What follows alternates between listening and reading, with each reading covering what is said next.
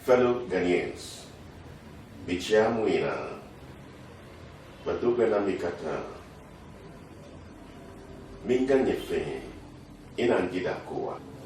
My name is Dr.Tom ASISEH, and I bring you greetings from our movement, the Independent Presidential Movement, IPM, which is represented in all the regions of Ghana and other parts of the world, with a strong Ghanaian diaspora presence. It is with great humility and a call to service that I formally introduce myself to you for the office of President in our dear country. And I ask you to join me in a march for a better future. Our people have suffered for too long under successive regimes. And we are fed up with the politicians who live in opulence, whilst the masses live in abject poverty.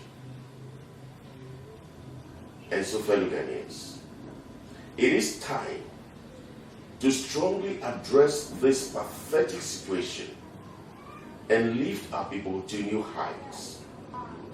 The NPP and NDC have failed our people woefully, and this has to stop. I know you may be wondering why the NPP and NDC failed in their mandates to lead and develop our country to prosperity all these years. The answer is very simple. There is a difference between management and leadership. In management, it doesn't matter whether you have all the skills or not. It is not a criteria for you to lead a country. There is a difference between management and leadership. The NDC and NPP are managers or directors. And every manager has a set goal. And all they need to do is to achieve the purpose of their lives. And they think only vertically, thinking within the boundaries and regions of their stock knowledge. That is why when you give them the money and they get there, they goof and they can't think far. In management, the purpose is to achieve goals. And that is all they try to do, because they have set goals. So you can understand why they find it difficult to man the affairs of our country, because they are managers. And a manager cannot run a country because Ghana is not a company. Neither is it a firm. That is why you need to vote them out. Because there is nothing they can do. They don't know what to do, and therefore they have nothing to do than to embezzle and get corrupted. But in leadership is service to the people. And every leader thinks horizontally, thinking beyond the regions and boundaries of his top knowledge. Because in a country, we have three types of people: the movable, the unmovable, and those who move them. The unmovable are the types of NDC and MPP, because they don't care whether the country is good or not. Make business out of the country. They are the unmovable. But the movable are those patriotic citizens of our country. They obey the rules of law. And those who move them are the leaders. So I am in the group of those who move them as a leader. And as I said, leadership is service to the people. And a leader is like a train engine. Where the engine of the train goes is where the coaches follow. If the engine of the train falls off its rail, the coaches fall as well.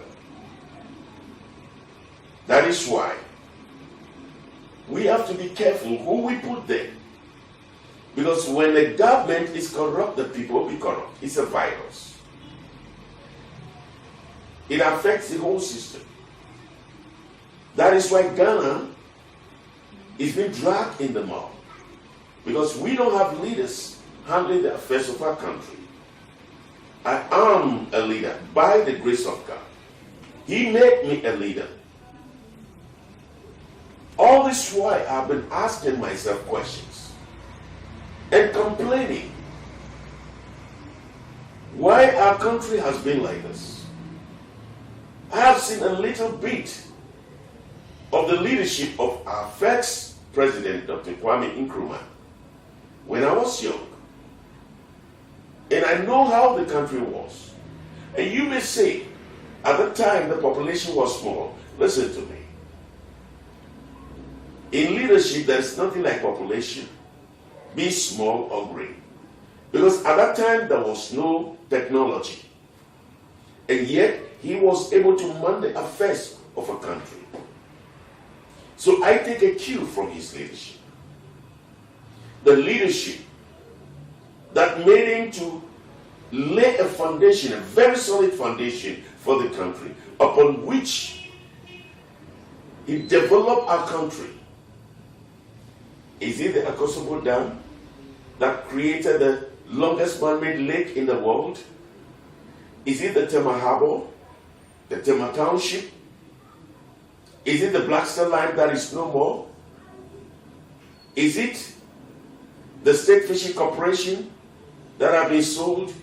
Is it the Ghana Airways, which is no more? All these, with other more, Kwame Nkrumah established it because he laid a foundation. But when he was ousted, the foundation he laid was broken and shattered into fragments. And ever since, no leader has come to lay a foundation. All they do from the Fourth Republic is to pick a piece or pieces of the shattered foundation to run the government or administration. That is why they boast of infrastructures and roads. You do not develop a country with infrastructures. And you do not develop a country with roads. You develop the people to develop the country. They are the people who have to be developed. And that is why what we call the human resource economic system. And that's the kind of resource system we're going to use. Because we will develop the people for them to develop the country. Developing the country with infrastructure is like you building your house from the rooftop without laying a foundation.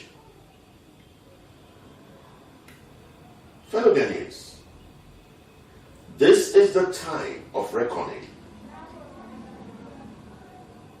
By the grace of God, your next president is talking to you with every confidence. And I know I am going to win the election without sweat. It is not by boast. It is by the grace of God. Because God is even fed up with the system that is happening in our country today. The people are suffering.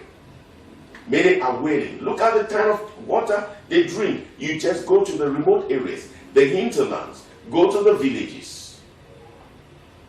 The kind of water you will not want to use in washing your hands, that is what they drink. Because they have been marginalized. Look at our roads. Very deplorable. And when you give me the mandate, my government is going to construct well-standard roads connecting even the villages leading to other countries. And that is where productivity will come. That is when economy will boom. Give them the jobs. They don't have the jobs. There are a lot of graduate unemployed. When you get me to power, when you vote for me, giving me the mandate. We're going to create the jobs. And the first thing we're going to do is to lay a foundation. Because as a leader, we need a foundation. And the kind of foundation we're going to lay is two-pronged. The human resource economic system and the natural resource economic system. With the human resource economic system, we're going to make sure that mechanized large farmlands are established all over the country.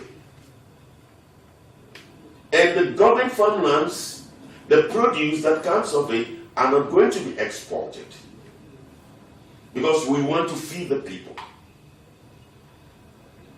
The fertile lands we have, we cannot afford seeing our people hungry.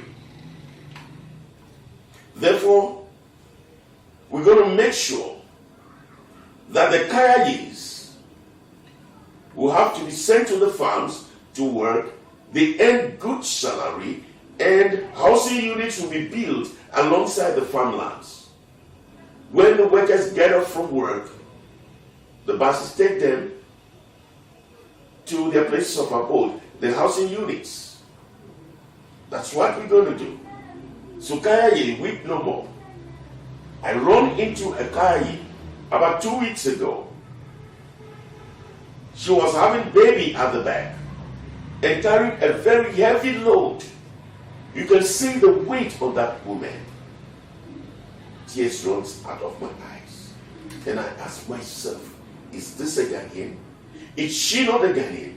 Even if she is not a Ghanaian, she is living in Ghana, the land of gold, the land of sweet crude oil, the land of diamond, the land of bauxite, manganese, uranium, iron ore, silicon, limestone, clay, name all. We have what many countries do not have. Even the G8, they don't have what we have. And yet, we borrow money from them. They give us aid. What a shame. Our country is running aground.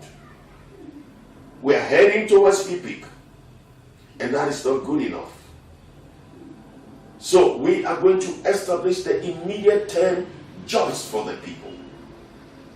So that even the shoeshine boys working in the heat of the sun will have a place to work and a place to sleep. Look at our education. It's very porous.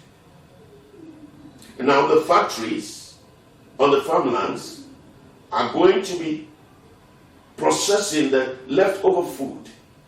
So our commercial farmers are the people to be encouraged to export the food that they plant or they produce. Our educational system will be overhauled because we want to make sure we bring a kind of educational standard, the wealth standard, so that when our children goes to school outside the country, they can meet at par with the people over there. Now you travel outside this country, and they will tell you go to sit for TOEFL. Meanwhile, Ghana is an English-speaking country. What a shame. Because of our educational system. We'll make sure we'll upgrade our educational system and upgrade the teachers to meet up with the standard. And special interest will be extended to our teachers because they need good salary. Since they train the professionals. Now, who train the presidents? Teachers. Who train the ministers? Teachers. Who train the MPs? Teachers. So why should we suffer them? Why are they left there to suffer? Why do we marginalize them? It's not good enough. But teachers, don't worry. Your leader has sufficed. By the grace of God. Just cast your vote and give me the mandate, and I'm going to do it. I am not like those managers and directors who promise you heaven and earth, but they don't know what to do. But I'm telling you what leadership can do. Because we're going to work together Look at the salary structure of the country. The people are wallowing in abject poverty. They work hard and they don't earn anything. I'm going to involve the Trade Union Congress. And we're going to have a round table together and review the salary structures of workers to benefit the ordinary people. We want to put smiles on the faces of workers and Ghanaians. Look at the port system. It is very pathetic. The spare part dealers and the car dealers. The spare parts are very expensive. The cars are not affordable. The ordinary Ghanaian cannot even afford. Not because the dealers decided to do that, because of the exorbitant duties they pay. But when I become president, I'm handed over the staff of office. I'm going to make sure I operate a duty-free port system. And that is what is going to happen. And all you need to pay is just the port taxes, 20%, so that you will sell the car very affordable and the spare parts will be affordable for the people to patronize. Prisoners, listen to me. God will be answering your prayers through your leader. When I get the mandate, I'm going to make sure that many of you be free. Because many of you, 70% of those confined in our prison yards are victims of circumstances. And that is not good. Meanwhile, the real people who steal the money, who embezzle the coffers of our country, are being hailed everywhere. The innocent ones are placed in the prison. I, your next president, by the grace of God, we call for a fast-track retrials. And when you are found not guilty, you'll be released immediately. Those of you who will be rehabilitated, we do that. And the rest of you, immediately, we send you to the farmland. And this is what we're going to do. So I am asking you, fellow Ghanaians, take a step of faith and begin to ask God to wipe the tears from your eyes. Because these very people we call the status quo, the NDC, NPP, they are not thinking of your welfare. They don't care about you. No, they don't. Because they are managers and directors. I've been asking myself, if not me, taking up a step and take up the mantle to be voted power, giving the mandate to man the affairs of the country for the betterment of the people, who will? And I also ask myself, if not 2020, then when? I am challenging you, fellow Ghanaians. Ask yourself the same question. If not you, stepping out, go to the polls 2020, cast your votes and remove the status quo, and cast your votes for Dr. Tom ASISEH, your leader, then who will? And ask yourself, if not 2020, you bringing them out, getting them out from that place with your votes, then when will you do that? Let us give a true meaning to our democracy. Government of the people, by the people, and for the people. God bless our homeland, Ghana, and God bless you.